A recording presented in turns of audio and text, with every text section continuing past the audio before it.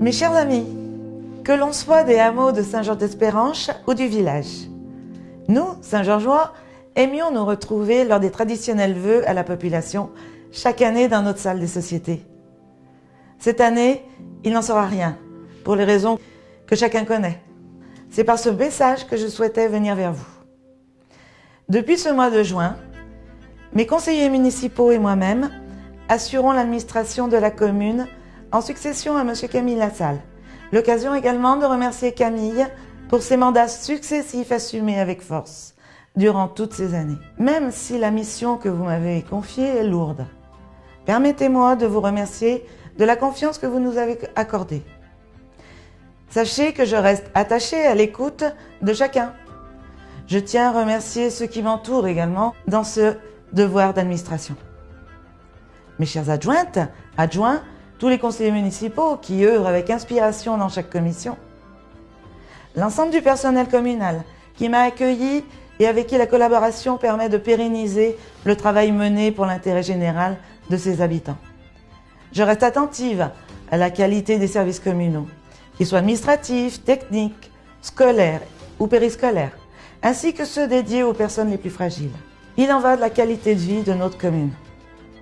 Selon Albert Einstein, la valeur d'une femme ou d'un homme tient dans sa capacité à donner et non à recevoir.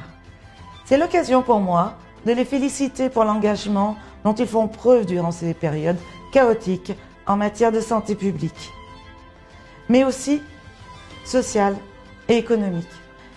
Je profite également de ce moment pour remercier nos services de santé et de sécurité.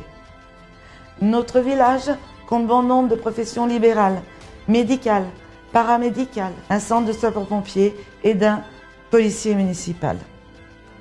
Je sais que la gestion des casernes par mutualisation ne satisfait pas grand monde. Elle met souvent à mal l'image de nos services de secours. Mais ils sont là, bel et bien là. À nous de tout faire pour que cela s'améliore et de les soutenir afin qu'ils continuent à veiller sur nous.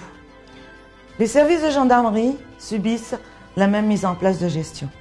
Et cela, je vous l'avoue, m'a fait réagir dans une lettre adressée à Monsieur le Préfet, co-signée avec nos voisins de Charentenay et de Roche. L'année 2020 a été ponctuée par bon nombre d'événements. Il y a eu des crises sociales, des faits de débordement d'incivilité, des catastrophes météorologiques, comme dans les Alpes du Sud.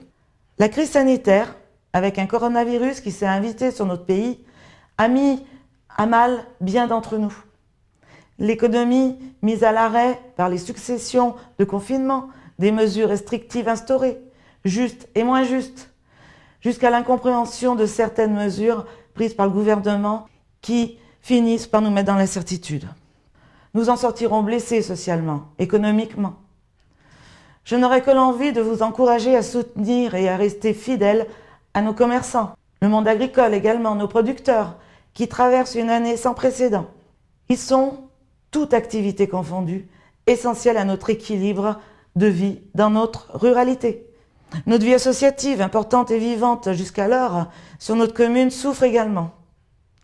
Saint-Georges-d'Espéranche, qui a été épargné durant le premier confinement du mois de mars, s'est vu touché au plus profond dans sa population lors de ce dernier.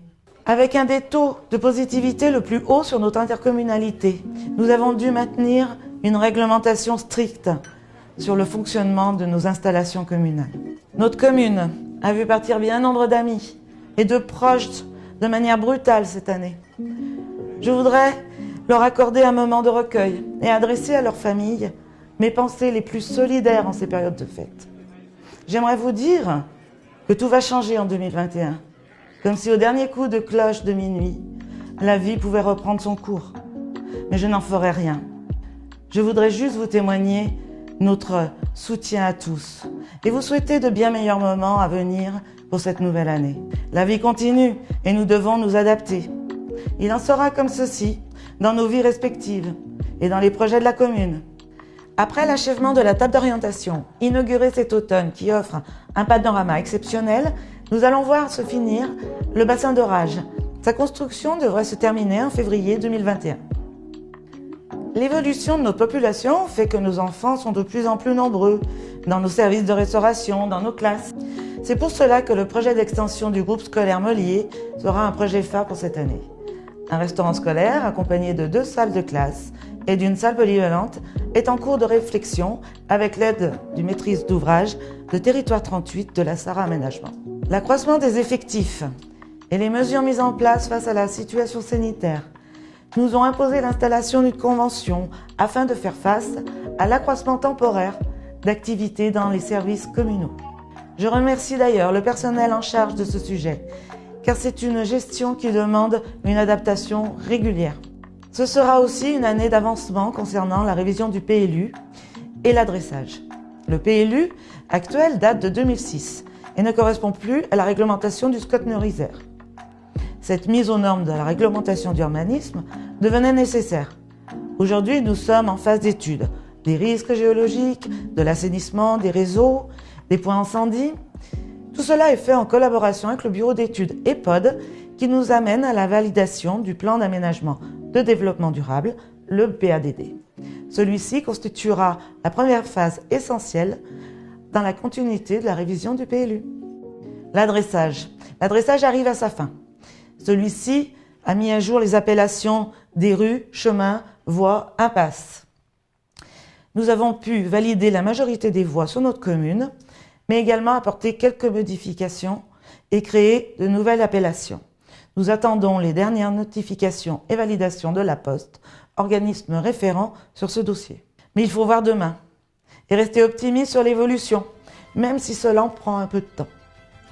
Nous nous tournons vers une nouvelle année qui porte l'espoir d'être meilleure en tout point que 2020. Je le souhaite, je vous le souhaite.